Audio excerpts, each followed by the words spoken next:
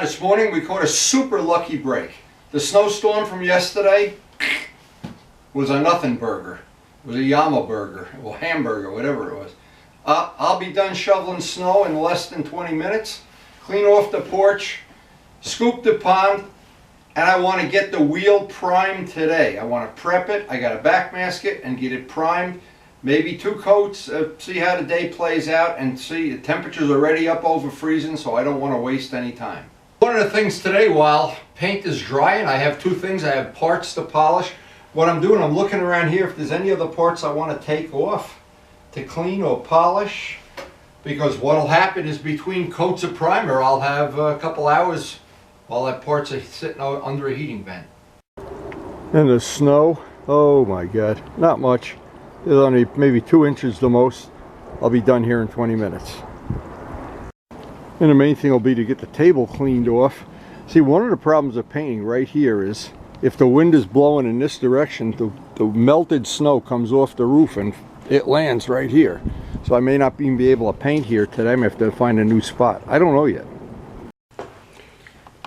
And when you have to shovel snow in the morning, the main thing is when you shovel snow, get a good pathway out to the garage. Everything else is of secondary importance. Now this is going to smell today in the house, smell wonderful. Buffalo chicken enchiladas. Wonder if the birds want buffalo chicken enchiladas. Just feed us seeds, Grandpa. All right, I'm going to work, baby. We have bigger fish to fry. Okay. Yeah, I never underestimate how good that coffee tastes after shoveling snow. Now, I got a little rearrangement here so I have more table space, because I'm going to need more table space. I need place to put the wheel and other parts that we're going to be taking off, the forks. So I'm basically running out of room here. In the past, I've had 1 extra table in the past which we gave to the kids. Now I'm short 1 table, but it is really, in the morning like this really gets me started. Gives me a reason to stay alive and have gefilte fish for supper. Buffalo chicken, I don't know what she's making up there, but it smells delicious. Making me hungry. Anyway, a lot of the parts ready to put back on a motorcycle, but there's one thing we got to work on today. We want to get that wheel in prime, and I don't want to compromise it in any way. Now yesterday we spent an awful lot of time sanding and grinding and trying to get every part of this surface etched. And now it's a question of getting it really clean. I'll get out some prep wool, make sure there's no dust residue on it, and I'm assuming we're going to get some primer on it. I got to backmask it too. Now, the main thing is to prep wool the wheel down before I put any masking tape on this. See, I backmask this so I don't paint the middle of the rim. I don't think there's any reason to paint inside the rim, but I see Kawasaki has painted inside, or powder coated it. Of course, they do it differently, so we're not going to be doing that.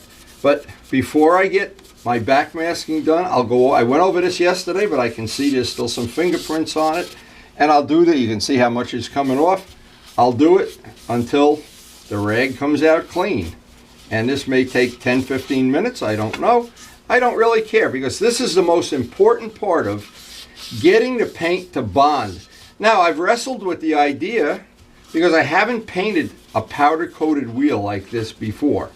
So what I thought was the self-etching primer might be a good choice, but then I don't know if the self-etching primer would go over the powder coating, so I'm going to go with the devil I know, with the primer sealer. Now the sealer, at least I know the sealer is going to give me one benefit. It'll seal the powder coating. And the most important part of all of this is down in these little grooves. And even after you think something is clean, it's amazing. It's amazing how much time you can spend and the rag still comes out dirty. But that's the only way I know to get a decent bond on everything. First thing I want to do here is I got this edge. And I want the paint, the new paint, the gold to wrap around, but I don't want the gold going down in here where the tire actually seals. And no reason to do that. This has always worked well in the past.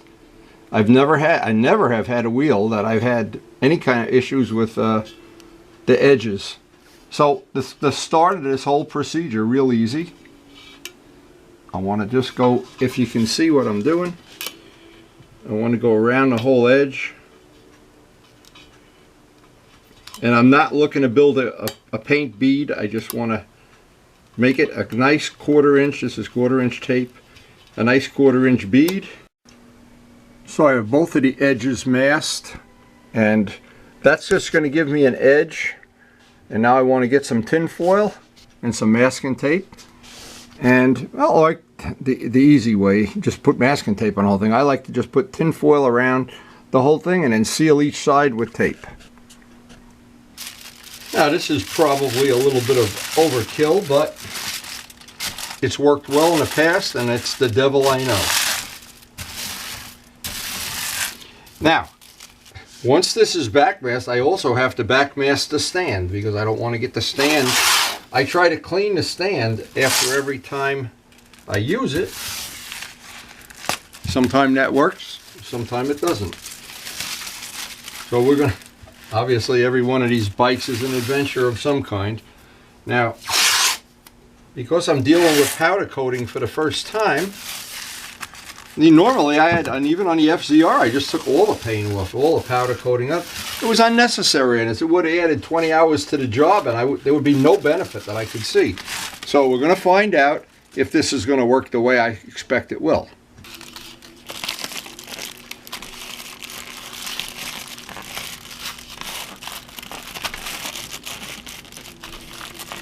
Of course, one of the things can be a little tricky is getting this the way I want. I don't want to get any extra paint on it, but what I usually do is at the end of it, I will take some lacquer thinners or something, acetone, and just wipe it all down just so it doesn't look horrendous. So covering it with tin foil, it's just cheap insurance. Just couldn't be any better. Put the turkey in the oven. Boy, the house smells so good with Karen making these. When Karen is cooking and I'm painting, you don't even smell the paint. It's the best of all worlds. When she's not cooking, it smells like paint in here all the time. I'm not sure. Anyway, this is, we don't have to make this fancy. All this has to be is just don't make a mess. And in the past, we've gotten such good use out of our, and thank you, Pokey. I can't thank Pokey enough. He just came over here one day, and there it was. Amazing. Now it's going to be a lucky day if the wind isn't blowing rain down onto us. I'm going to try to move that table and see if I can get it in a spot to minimize that chance. So I'm going to see if this is the answer to our problem. If it isn't, we can always sand it or wipe it off with acetone. But we will see. Anytime I'm painting over any kind of old finish, I always like to seal that finish with sealer. We'll see how this works out. Now another good little tip would be, this wheel is probably 65 degrees as it's in ambient temperature right now. But what would be a good idea is bring it out and paint it right away and bring it right back in. Don't leave it sit outside. And you sure wouldn't put it outside and then let it sit for 15 minutes so it's ice cold. That's not going to do you a favor. It's a good temperature now. We should get a good bond. Now, if the wheel is too hot, you don't get a good chemical bond because the bonding chemicals all release. And if this wheel was 90, it wouldn't do you a favor. But everything in paint is predicated on 72-degree drying time.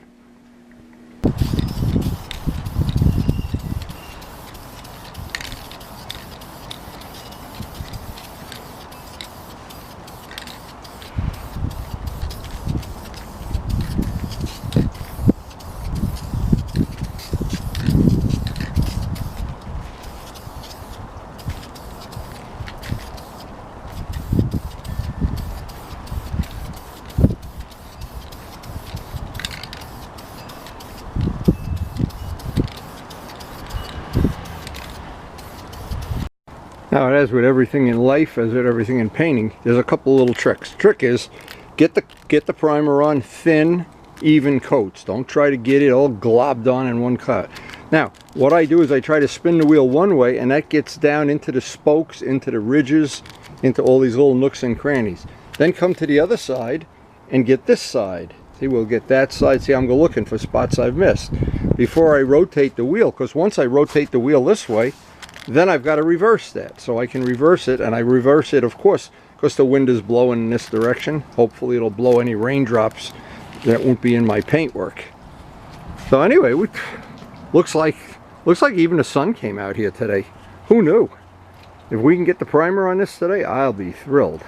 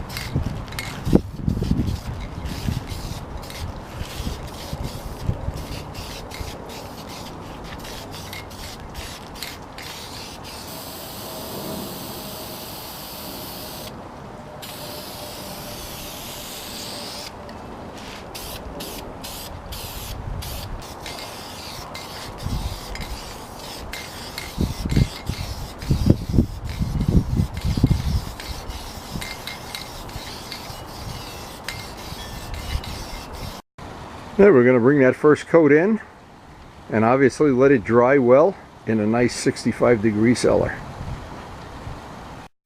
So that's basically going to sit by a heating vent overnight now. I'm trying to look at any areas here.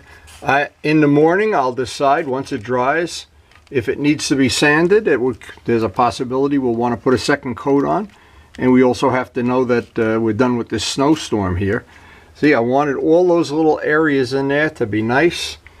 Now, it'll never hurt to sand out and put another coat of primer on. I'm looking for anything that looks like I need to address it. So far, it looks pretty good, not too bad. But anyway, we do have a short day today. Miles is coming over, and I'm basically going to quit while I'm ahead. Anytime I have this, and it goes this well, I feel like it's time to quit while you're ahead. That was a major thing to get done today. And now, even if it snows tomorrow, that'll be drying. I'm not so sure this could have gone any better today. Now, a lot of times when you start off a day and you don't know what the weather's going to play out and everything, you really don't know. But this looks like it's going to be just fine. I'm excited.